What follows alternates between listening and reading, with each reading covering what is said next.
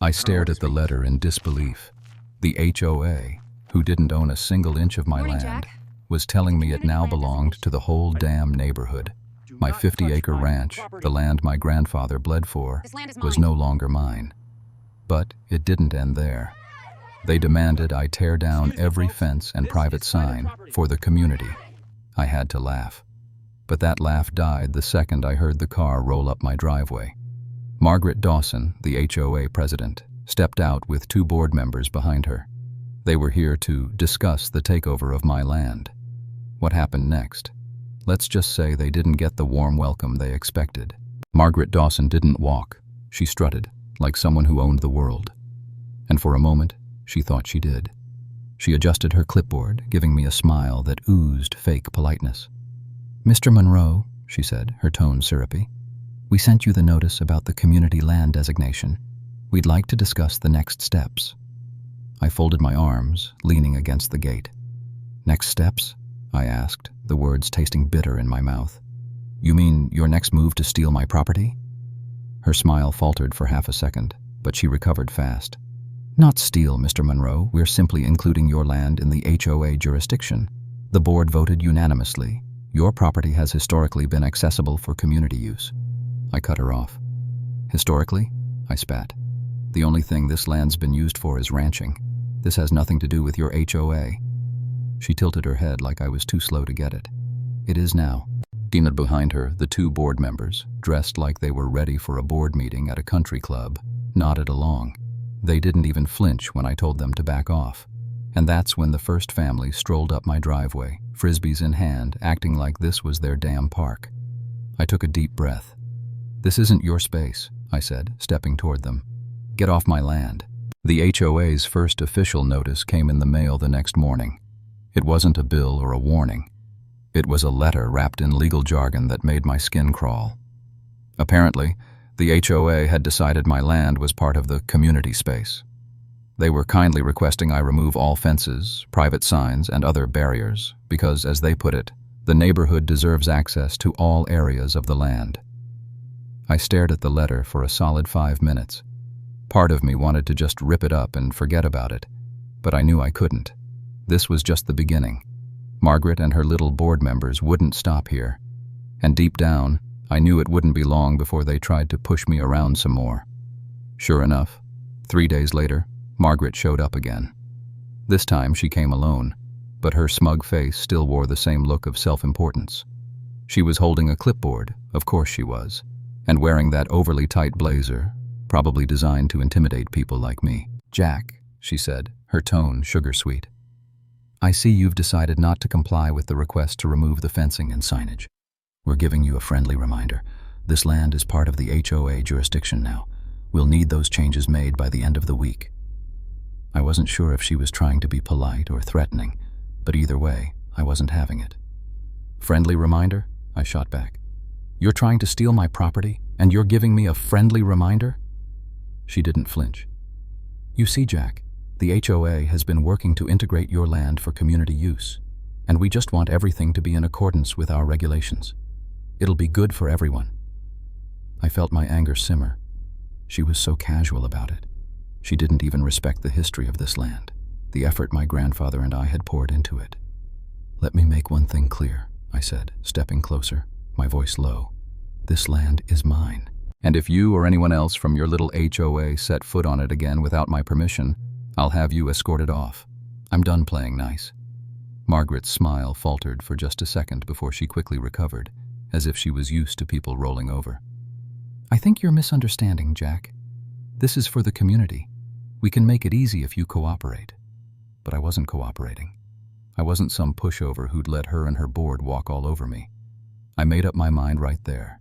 If they wanted a fight, they were going to get one. The next day, I found a note on my front door. It was from Margaret. Apparently, she thought I hadn't gotten the message. She had left it in the same neat handwriting, saying the HOA was coming by to inspect the property the following week. The note implied that if I didn't allow them to access the land, I could be fined. I crumpled it in my hand and threw it into the trash. I wasn't giving in. I had no plans to let them walk all over me. But the next few days were just the beginning of the harassment. A week later, As I was getting the morning coffee ready, I heard the faint hum of a car pulling into the driveway. I walked outside, expecting another unwanted visitor, and there it was, an unmarked van parked near the fence line. I saw a man in a black jacket getting out, camera in hand. He was taking photos of my property like it was some kind of tourist attraction.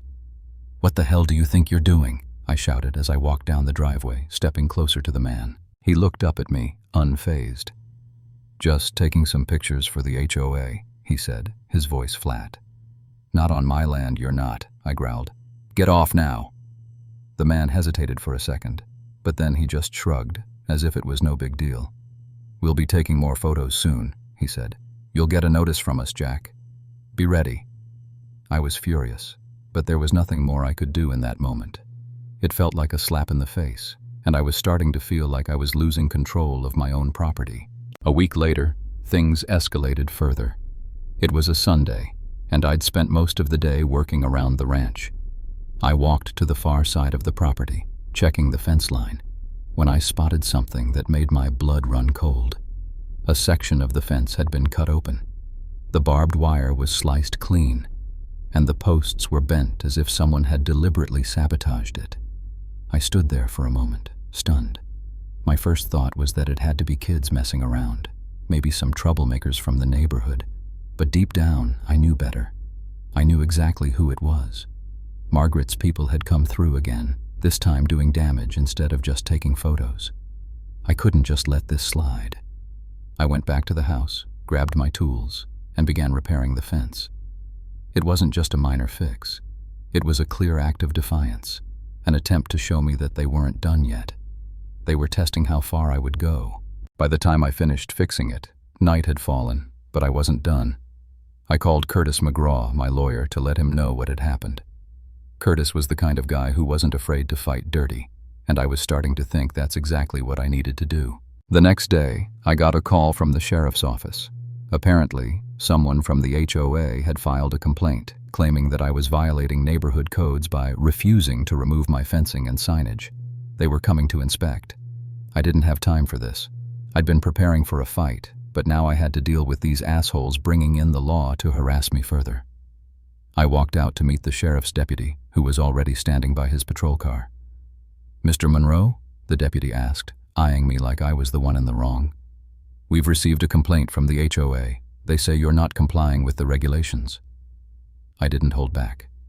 "The HOA doesn't own my property," I said, my voice firm. "And if they keep harassing me, I'll sue."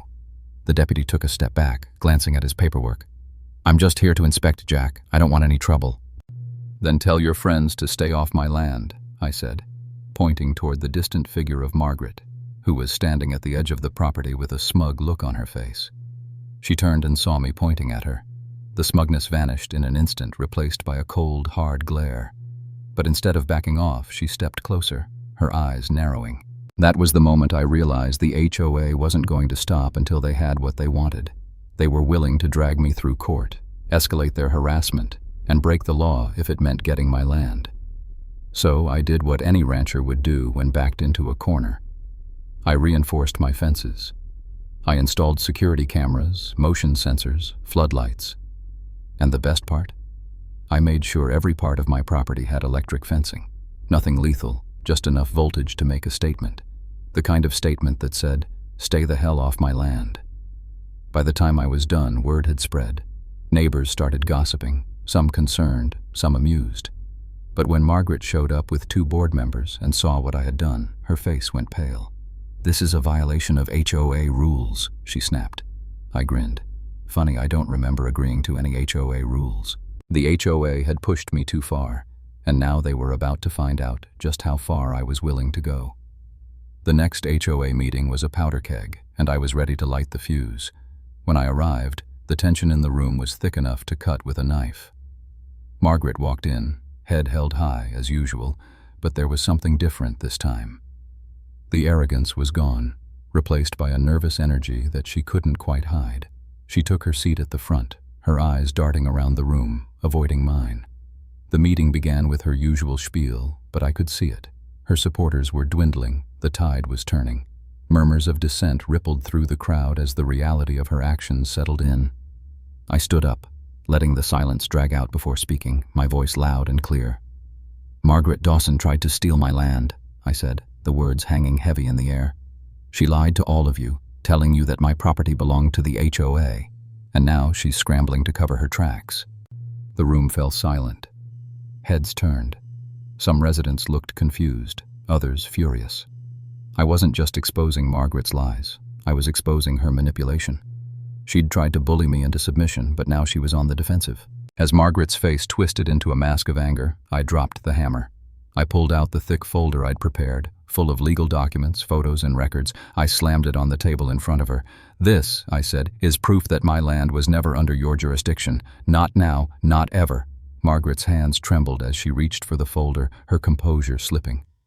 The room watched as she flipped through the pages, her eyes widening in disbelief. The truth was staring her in the face. I leaned forward, my voice steady but cutting.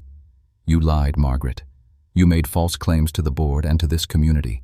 You thought you could intimidate me into handing over my property, but I'm not going down that easy."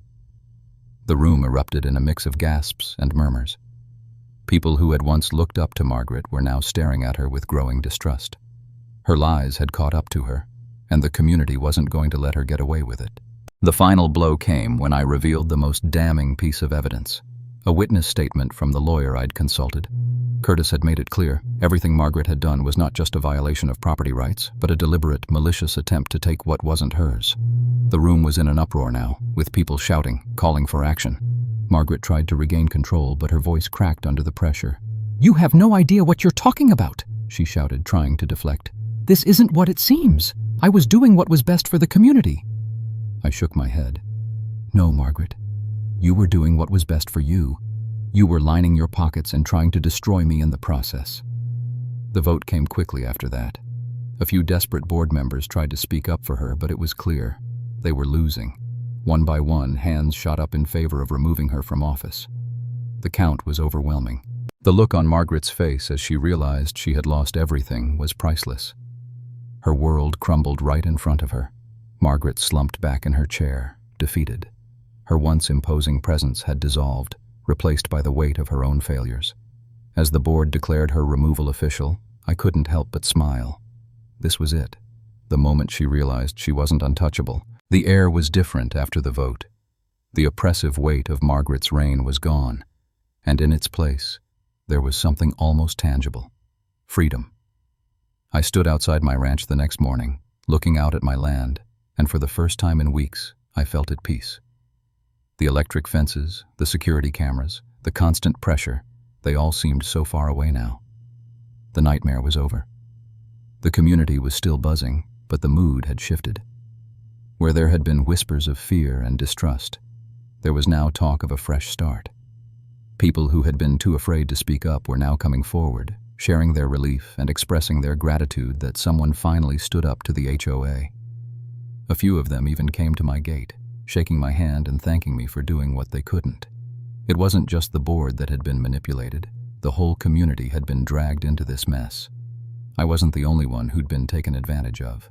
People were mad, and for once, they were united. Not by fear, but by the possibility of reclaiming control over their own lives. I took a deep breath and walked to my porch. For the first time in a long time, I could hear the birds chirping and feel the wind brushing through the trees without thinking about legal threats or the next harassment attempt. It felt normal. Of course, the battle wasn't completely over. The HOA board might have crumbled, but the legal fallout from Margaret's actions wasn't going anywhere. Curtis had been busy working on the next phase, restitution. The HOA's fraudulent claims weren't just about land theft. They were about putting me through hell for their own gain, and that wasn't going to stand. I met with Curtis a week later to go over the next steps. The counterclaims we'd filed, the fines they owed, and the damages from their blatant harassment were adding up. The numbers were staggering. They'd have to pay not only for the fencing and security systems, but also back dues, property taxes, and legal fees. Curtis leaned back in his chair, a grin spreading across his face.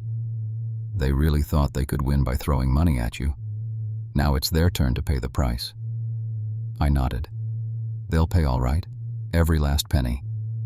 By the end of the month, the HOA had been forced to settle. I couldn't help but smile as I signed the final papers. They didn't just owe me money. They owed me an apology, one they'd never give. But the real victory wasn't the settlement. It was the satisfaction of knowing I had fought back and won. A week later, I was sitting on my porch with a cold beer in hand, watching the sun dip behind the horizon. My land was mine again, and there was nothing more satisfying than that. No more HOA meetings, no more threats, just peace. But as I sat there, taking in the view, I noticed something. A moving truck was parked in front of Margaret's house. I couldn't help but smirk as I watched her stomp around, barking orders at the movers. She had lost everything. Her position, her influence, her neighborhood. It was all slipping away, piece by piece. Later that evening, I got a knock on my door. I opened it to find a few of the HOA board members standing there, looking a bit sheepish. Derek, the younger guy who'd tried to suck up to Margaret earlier, cleared his throat. "So, we've been talking," he said awkwardly. "Since Margaret's gone, we need a new president." I raised an eyebrow, arms crossed. "Let me stop you right there. If you think for 1 second that I'm taking her place, the answer is hell no." Derek raised his hands, pleading. No, hear us out. We know the HOA has been a disaster lately, and we need someone strong, someone who won't let power go to their head." I was about to tell them where to stick their offer when one of the women on the board stepped forward, a little more serious than the others. "Jack," she said, "if you become president, you could dissolve the HOA. No more fees, no more rules. Just homeowners managing their own property like it should have been from the start." That gave me pause. It wasn't the title of president that appealed to me. It was the chance to finally end the madness for good. I exhaled sharply, running a hand through my hair. "Fine, I'll do it, but on one condition." Derek looked relieved. "Anything. I don't want to hear a single complaint when I burn every one of your HOA rulebooks," I said with a grin. The following week, the HOA was officially dissolved, unanimously. There would be no more fines, no more absurd rules, no more self-righteous board members trying to control everyone's life. The neighborhood was free. To celebrate, I threw the biggest barbecue the neighborhood had ever seen.